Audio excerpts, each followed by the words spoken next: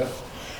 Can you start out by telling me what your maiden name was and where you're from? Yes. Oh, I'm Charlotte Young. My middle name is Florinda, but don't tell anybody. Promise. Right. And I'm from Carlisle, Pennsylvania. I'm the oldest of 6 children, and the youngest 2 died in infancy. So I have grown up with 2 sisters and 1 brother. The brother died, about 10 years ago. So 2 sisters and I are surviving members of our immediate family. Okay. And tell me a little bit, if you would, about your grandparents and your parents. Well, my grandfather, Robert C. Young, and I will show you a photo of him before you go. He's a rather strong young man, older man rather, in that photo. Strong-looking young man, older man. He came to Carlisle by way of the Underground Railroad from Berryville, Virginia. Incidentally, the area in which we lived, there are many Quakers, and they had been very helpful. The ancestors had been very helpful to people in the Underground Railroad coming from Virginia through Pennsylvania. He made his home in Carlisle, and he married Matilda Humphreys, who was a member of a family that had never been in slavery. But my grandfather, of course, had been. Incidentally, although he had much experience in the field as a field hand, his owner evidently liked him because he had learned to write his name before he left slavery in 1865.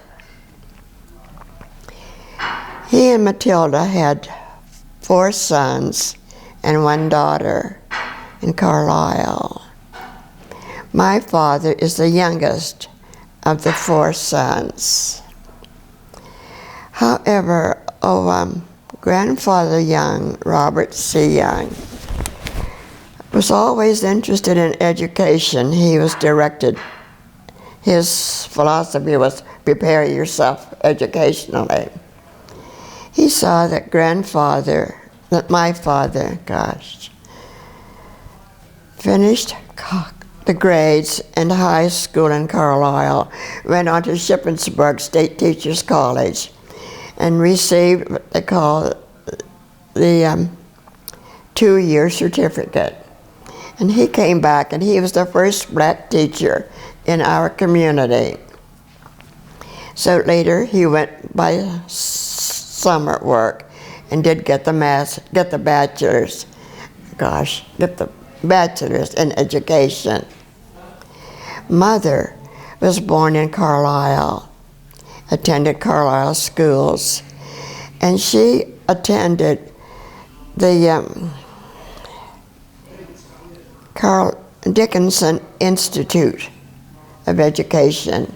She received a certification there, and she taught in Virginia for 2 years before marrying. So I grew up, in a family that promoted education. So my 2 sisters and I finished college, and my brother refused to go. But he was employed by the city for years, and he did work that was assigned by the city within Carlisle. How unusual was it at the time for women to go to college? How old was I? How unusual was it for women to go to college, much less black women to go to college? It was not unusual at that time. Not at all unusual. I had the privilege of working in many of the faculty families at that time. and spent a great deal of summer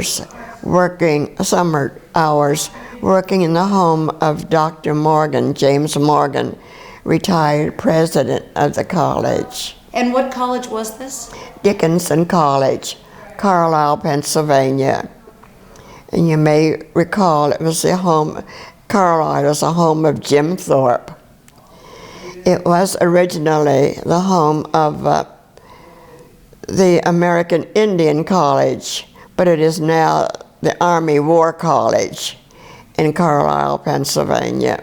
Pop Warner was the coach at that college, right? What is it? Pop Warner was Jim Thorpe's football coach at That's that right. college. That's right. And he's the founder and father of Pop Warner football. That's right. Yeah, I remember that. So that's the community, Carlisle, Pennsylvania. When did you meet Paul? That's on my first job. I worked in Harrisburg, which is 19 miles away. Worked in the colored branch of the YWCA. I was a girls' work activity.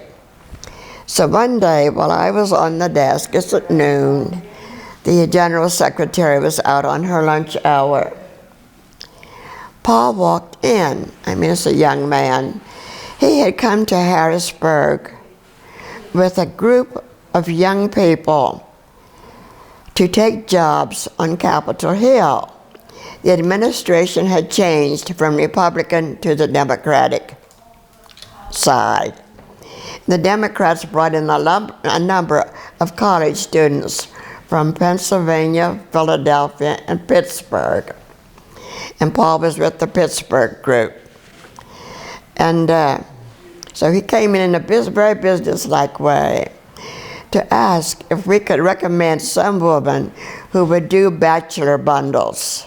You know, bachelor laundry. Were called bachelor bundles. So I could not recommend anyone at the time, but we gave his information to the general secretary. She found someone for him. So Paul and I talked briefly. But I thought he was a fine young man. I mean, he reminded me much of my father. Dad was very positive, very, direct, very firm. However, we just were friends. Incidentally, we were good friends for 5 years before we married. He obtained a room at the YMCA, which was just around the corner from the YWCA. So we saw much of one another. And the young people who came formed what they called a forum group. And once a month, they brought in some outstanding speaker. So we had this speaker, and then the forum was well attended because we invited everybody. And they came and we had refreshments. It was something different. And at one of the forums, we had Dr. Wesley, who was the head of the history department at Howard University in Washington. Paul and Dr. Wesley had a long talk. He was especially interested because he was interested in history, He talked with Dr. Wesley and asked him what his prospects would be for getting a doing graduate work at Howard. So Dr. Wesley, of course, had him to write a letter to send his transcript and so forth. And out of that contact came a scholarship on which he did his graduate study to obtain his master's at Howard University. I forget the year in which he obtained it.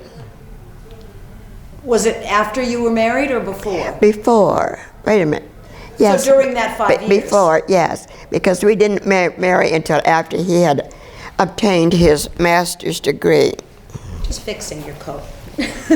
Yes. Would have wanted it. This should have been pinned differently, but I pinned it in a hurry. It's just fine. And he obtained the master's degree at Howard University. And John Hope Franklin, at that time, was head of the history department at St. Augustine's College in Raleigh, North Carolina. And he chose Paul to become a member of his staff, his faculty rather. He was to get another person on his faculty as a history teacher, and he chose Paul. That was a nice experience. Anne was born, well, we were married after he obtained his master's degree. We were married in August of 1941. Anne was born January of 1943 in Raleigh, North Carolina. However, in, I think it was August or September of 43, when Paul entered the Army, because I returned to my father's home then. And Anne, as a baby, spent her early years there, and was in first grade when we moved to Wilberforce, when Paul was discharged. He obtained a job under Dr. Wesley again at Wilberforce, not at Central State University now.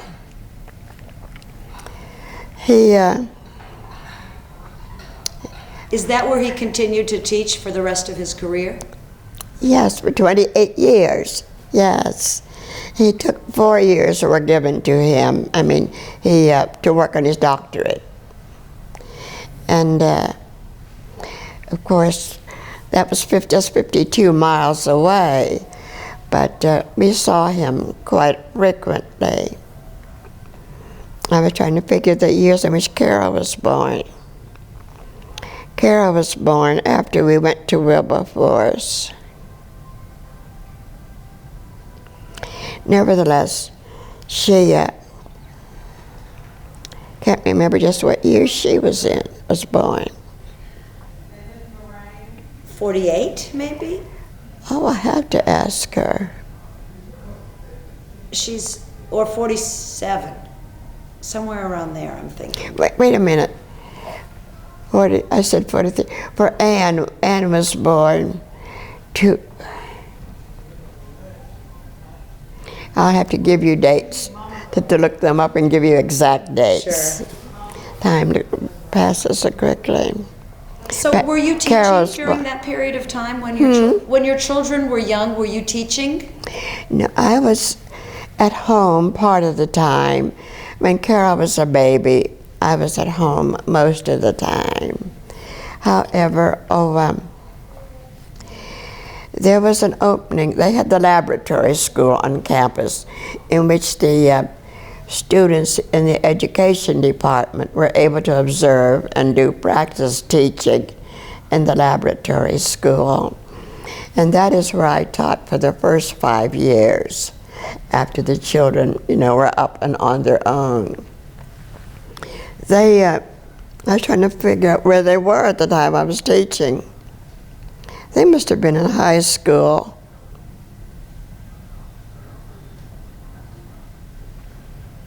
But nevertheless, I took courses at night to get certification in Ohio. That was 25 years after I had gotten my bachelor's. And then while I was teaching, I went at night again and obtained the certification for the master's degree. So you actually got a master's degree as well? Yes, at Wittenberg University. And did you do Springfield. that because that was going to open up more jobs for you? It was going to open up more money. And that was what happened. So with a master's degree, you would earn more for teaching? Then bachelor's, yes. And what did you teach? First and second grades. And then I had fourth and fifth for several years. But I preferred the first and second grades. Had a wonderful time. Great. And how many years did you teach? When did you retire from teaching? Oh, gosh.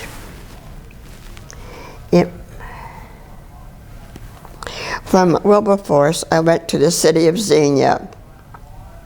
They closed the laboratory school because of costs.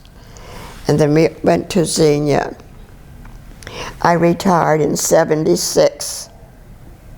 I think it was in 76.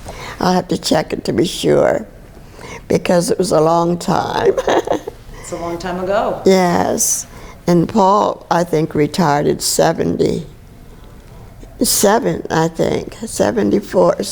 Maybe I was in 74, and he was in 77, but we'll have to check the numbers. But it was very close. He taught a couple of years after I did, before he retired. No, the year. You're talking about when you were 74 or in 1974? 1974. Right, that's what I thought. So, again, was this difficult or unusual for a woman to be going back to school at night, or were there many women doing this sort of No, thing? it was a time that there was a shortage of elementary teachers, and some that had taught formerly, or some had just had gotten a bachelor's, and were just at home as teachers. When we went to Wilberforce, we found women who had completed college but were just comfortable living at home.